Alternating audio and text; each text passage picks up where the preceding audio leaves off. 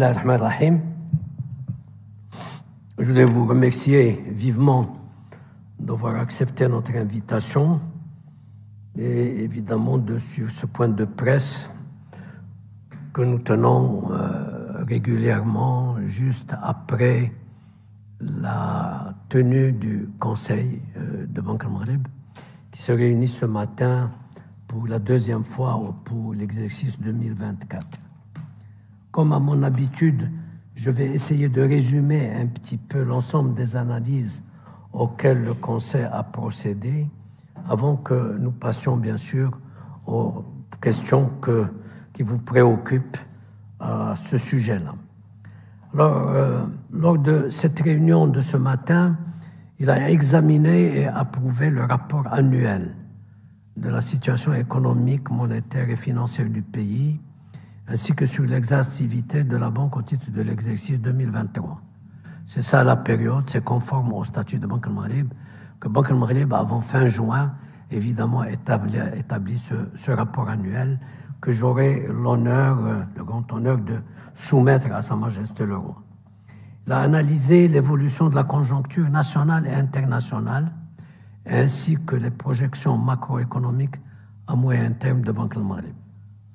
Sur le plan international, il a noté la relative résilience de l'activité économique ainsi que la baisse des pressions inflationnistes.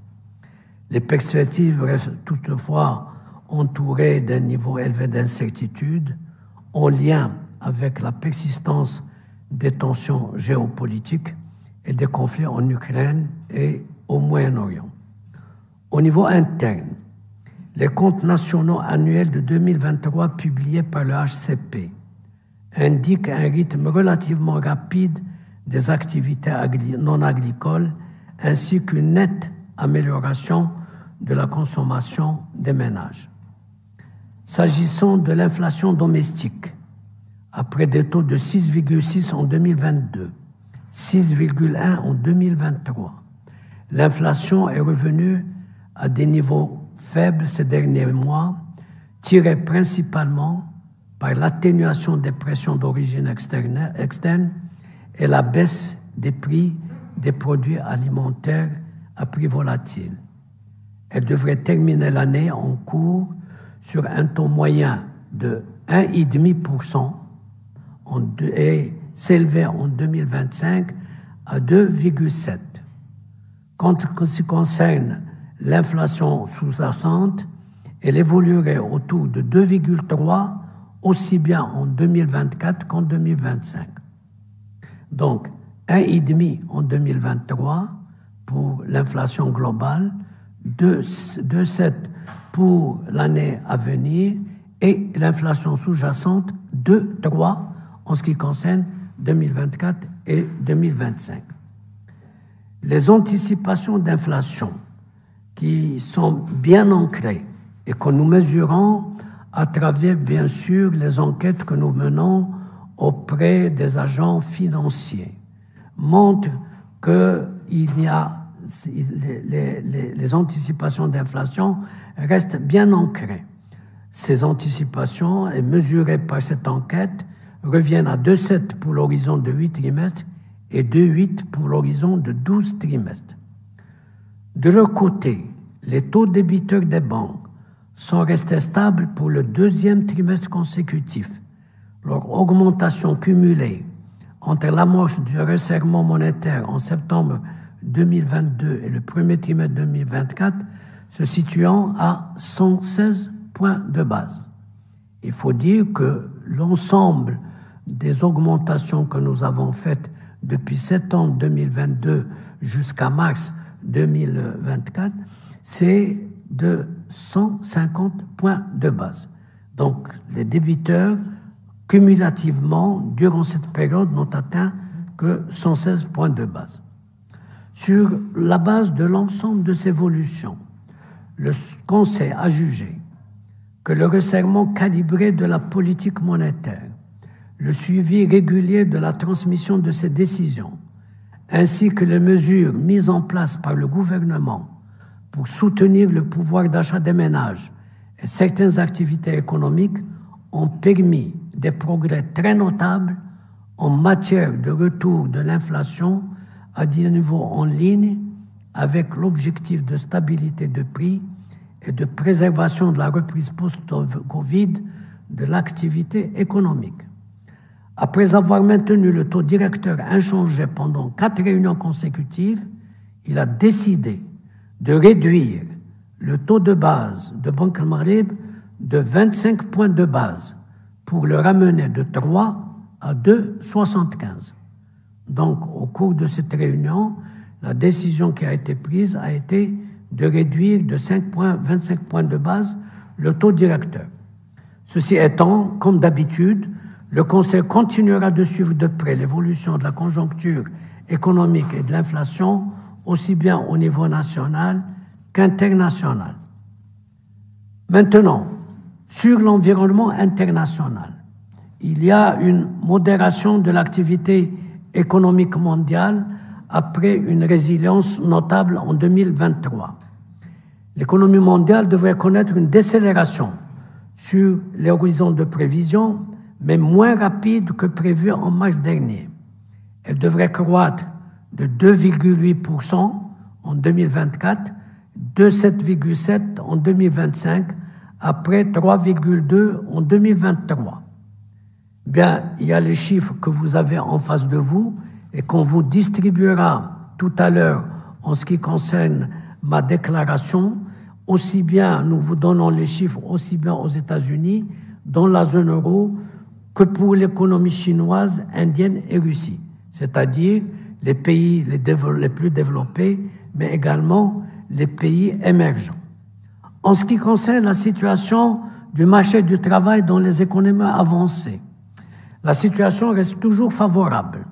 Sur les marchés du travail, bien qu'en hausse, le taux de chômage dans les principales économies avancées restera à des niveaux relativement bas à moyen terme. Aux États-Unis, le taux de chômage passerait de 3,6 en 23 en 2023 à 3,9 en 2024, puis à 4,3 en 2025.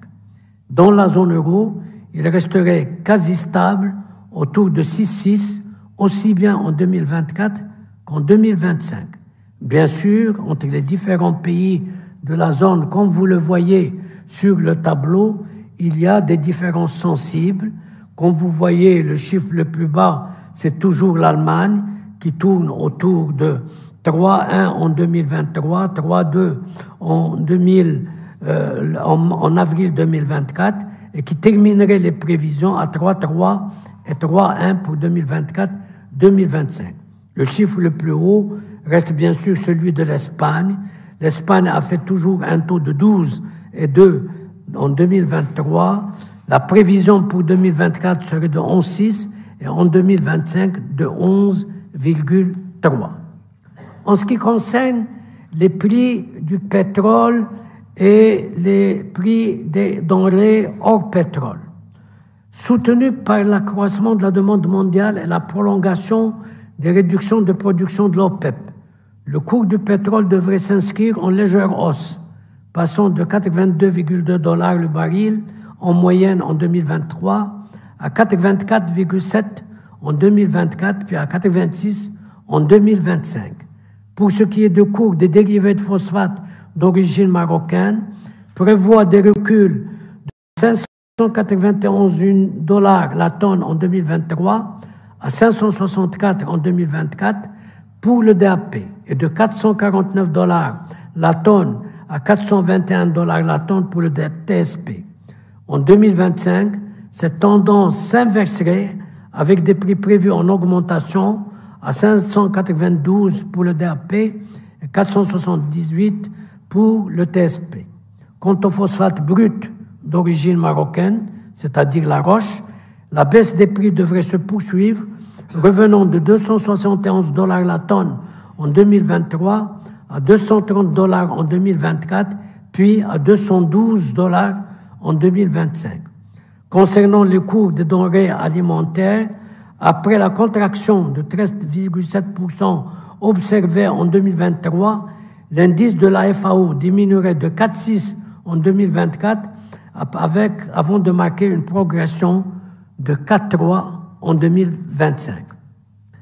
Alors, pour ce qui est de l'inflation au plan mondial, l'inflation devrait poursuivre sa baisse à moyen terme, revenant au niveau mondial de 4,7 en 2023 à 3,5 en 2024, puis à 3,1 en 2025. Dans la zone euro, elle ralentirait de 5,4 en 2023 à 2,5 en 2024, puis à 2,2 en 2025. Aux États-Unis, elle poursuivrait sa tendance baissière, revenant de 4,1 en 2023 à 3,3 en 2024, puis à 2,7 en 2025. Pour ce qui est des décisions des banques centrales, en politique monétaire, les orientations des banques centrales des principales économies avancées et émergentes connaissent une relative divergence, certaines ayant entamé un processus d'assouplissement, alors que d'autres continuent de maintenir leur taux directeur stable. Ainsi, dans un contexte de décélération de l'inflation, la BCE a décidé lors de sa réunion du 6 juin d'abaisser ses trois taux directeurs de 25 points de base après les avoir maintenus inchangés pendant 5 réunions consécutives de son conseil. Pour sa part, la Fed, à l'issue de sa réunion des 11 et 12 juin, a maintenu inchangé pour la 7e fois consécutive sa fourchette cible 5,25-5,50, et ce dans une conjoncture marquée par une situation toujours favorable sur le marché du travail et des progrès jugés modestes dans l'atteinte de l'objectif d'inflation. Ce sont les éléments les plus essentiels qui concernent l'analyse de la conjoncture internationale. Alors maintenant, en passant sur les perspectives macroéconomiques au niveau national. Comme je l'ai indiqué dans mon introduction, après des taux de 6,6 en 2022 et 6,1 en 2023, l'inflation est revenue à 1,2 en moyenne au premier trimestre 2024, puis à 0,2 en avril et à 0,4 en mai.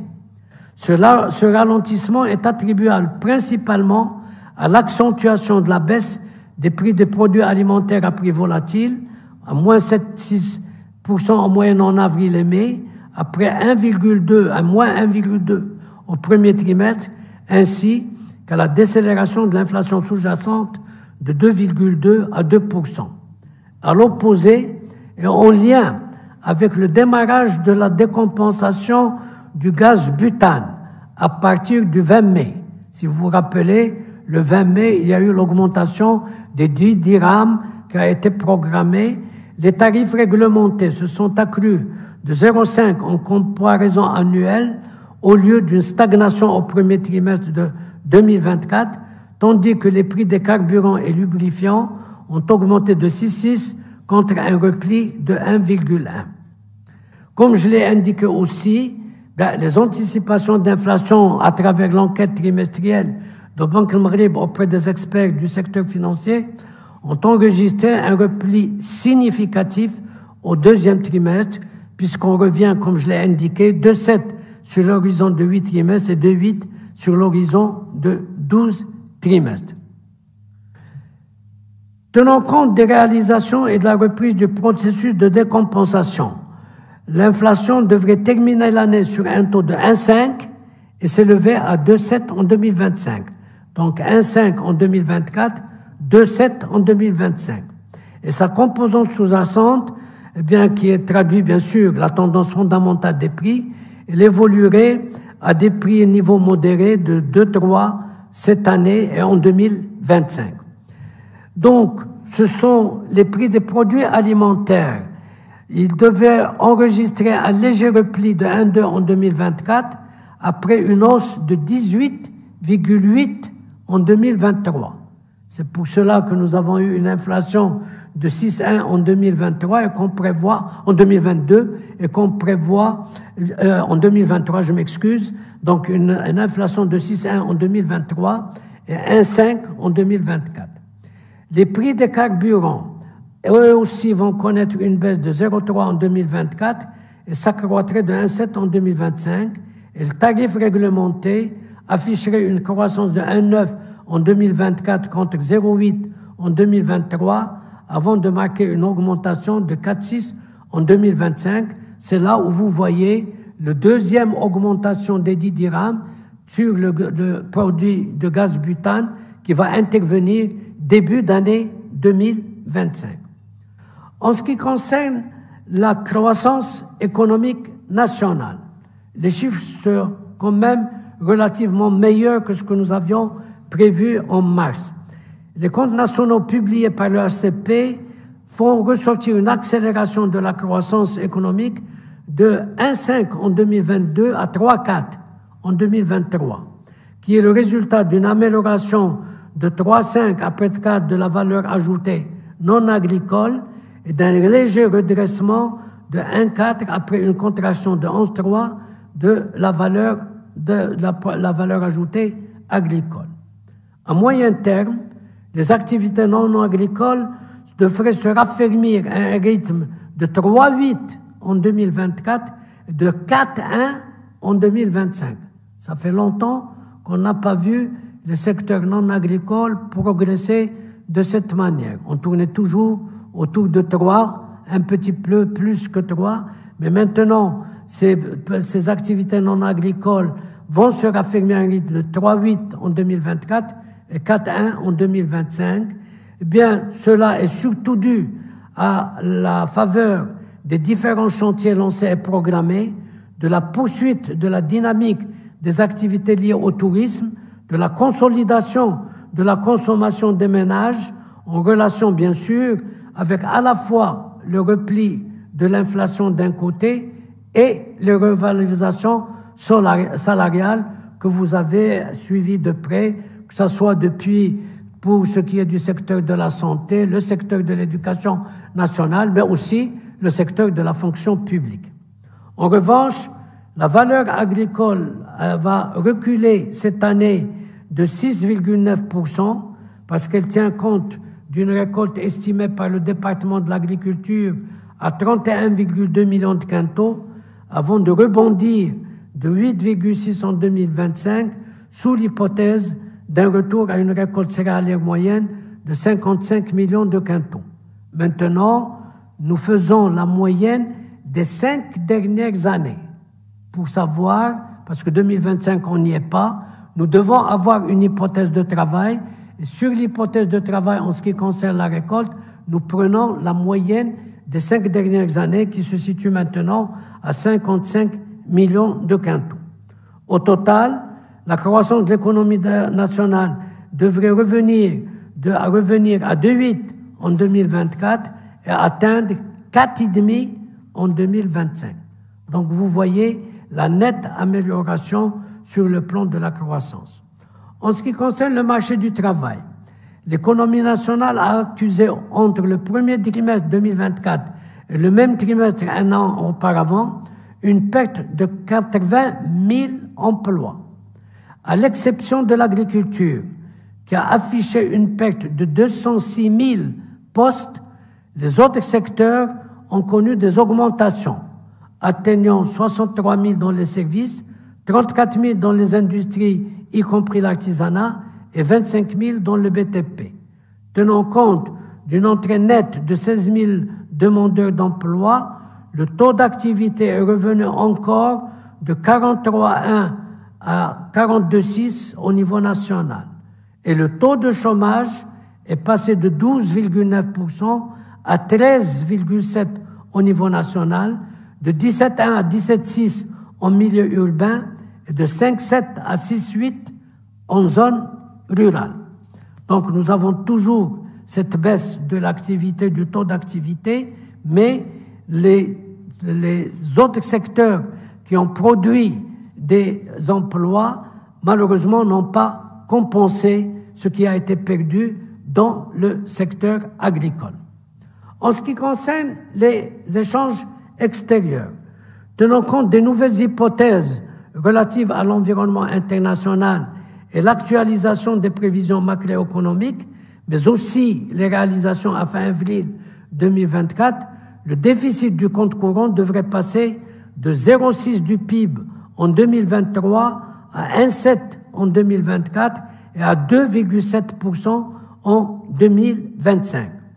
Je ne vais pas vous donner le détail des augmentations des exportations, des importations.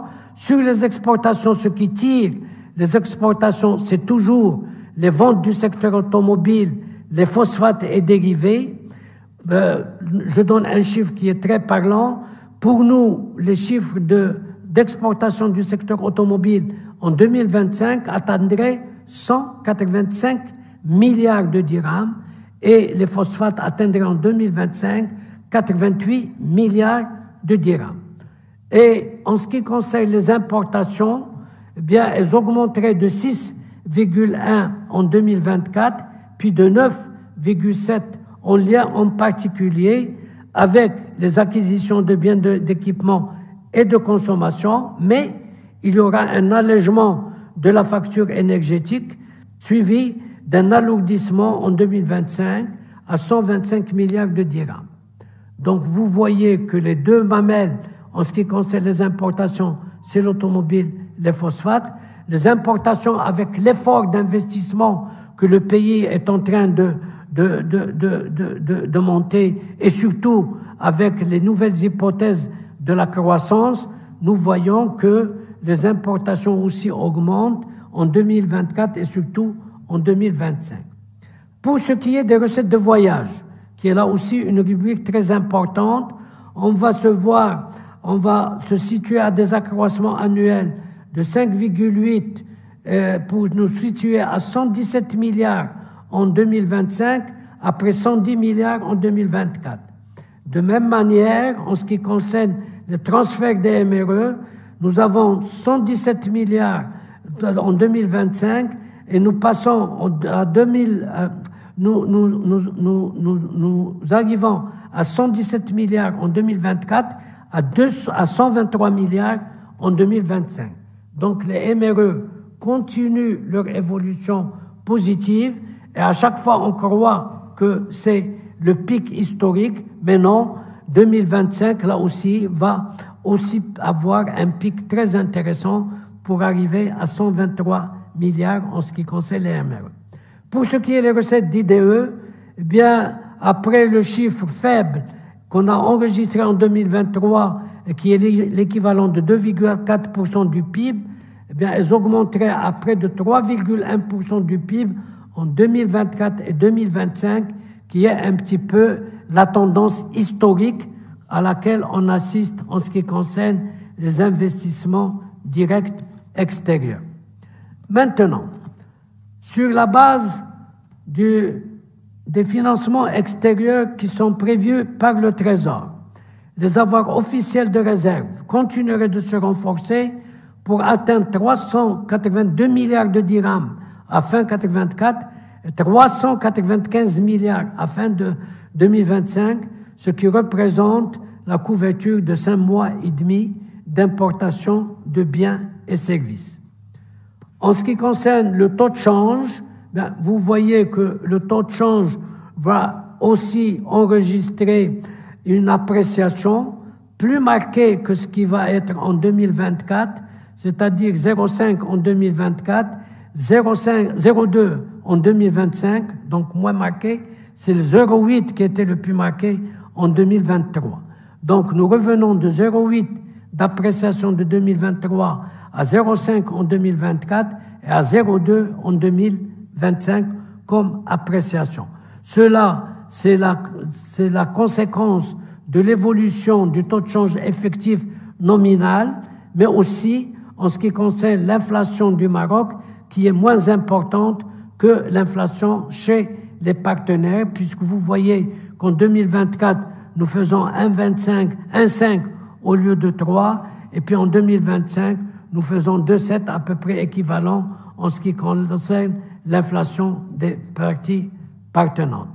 En ce qui concerne les conditions monétaires, le taux débiteur moyen est resté quasi stable pour le deuxième trimestre consécutif, et comme je l'ai indiqué à l'introduction, quand on fait le cumul des augmentations des taux débiteurs applicables par les banques depuis donc 2022, eh bien, les 3 augmentations de 150 points de base, eh bien, les taux débiteurs cumulent à 100 116 points de base. Par secteur institutionnel, les taux appliqués aux prêts aux entreprises ont baissé de 4 points de base d'un trimestre à l'autre, mais ils ont augmenté de 122 points de base du troisième trimestre de 2022 et de 81 points de base pour les TPME. Donc, dit que pour les grandes entreprises, ils ont augmenté de 129 points de base. C'est pour vous dire que l'augmentation des taux débiteurs des banques a été plus marquée pour les entreprises que pour les particuliers. Elle a été au niveau des entreprises plus marquée pour les grandes entreprises que pour les TPME, comme d'ailleurs le fait ressortir le tableau que vous avez en face de vous. Maintenant, en ce qui concerne l'accroissement du crédit. L'accroissement du crédit au secteur non financier va marquer une augmentation plus marquée que ce que nous avons enregistré au cours des années précédentes. Donc, de par les anticipations du secteur bancaire et nos prévisions à nous, la progression du secteur du crédit au secteur non financier va s'accélérer de 2,7 à 4,4 en 2024 et à 5,2 en 2025.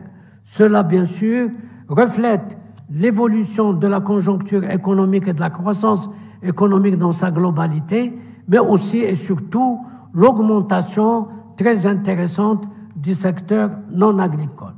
En ce qui concerne le budget, eh bien, au regard des réalisations qui ont été faites durant les 5 premiers mois de 2024 et de l'ouverture des crédits supplémentaires au titre du budget général, eh bien, au titre dans le cadre du dialogue social, eh bien, Banque al-Maghrib table sur une stabilité du déficit budgétaire à 4,4 du PIB cette année et à une atténuation à 4,1 dans 2025.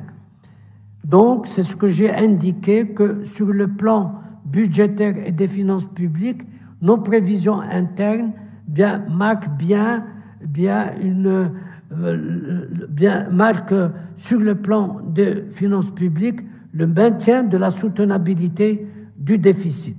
En ce qui concerne l'endettement du Trésor, il devrait augmenter légèrement à 70,1% en 2024 au lieu de 69,5% en 2023, avant de revenir à 68,5% en 2025, soit 1122 milliards de dirhams. Nous sommes à un endettement global public de 1122 milliards de dirhams. La composante intérieure, elle va passer de 52,1% à 52,5% en 2024 et baisser avant de revenir à 50,3%, mais extérieure va s'accroître de 10,3% en 2023, 17,6% en 2024, mais une augmentation plus marquée encore à 18,2% en 2025, et le chiffre de la dette est de 297 milliards de dirhams. C'est-à-dire que la dette extérieure du royaume approche les 300 milliards de dirhams. Voilà l'ensemble des éléments qui ont été pris en compte dans le cadre de l'analyse qu'a fait le Conseil ce matin, aussi bien sur le plan interne et extérieur. Et ce sont ces données-là qui ont fondé sa décision de procéder à la baisse du taux directeur de la Banque du Maroc de 25 points de base et le ramener, comme je l'ai dit dans l'introduction, de 3 à 2,75, ce qui est un petit peu pas le consensus de ce qui a été indiqué dans la presse comme étant ce que va prendre le Conseil comme décision.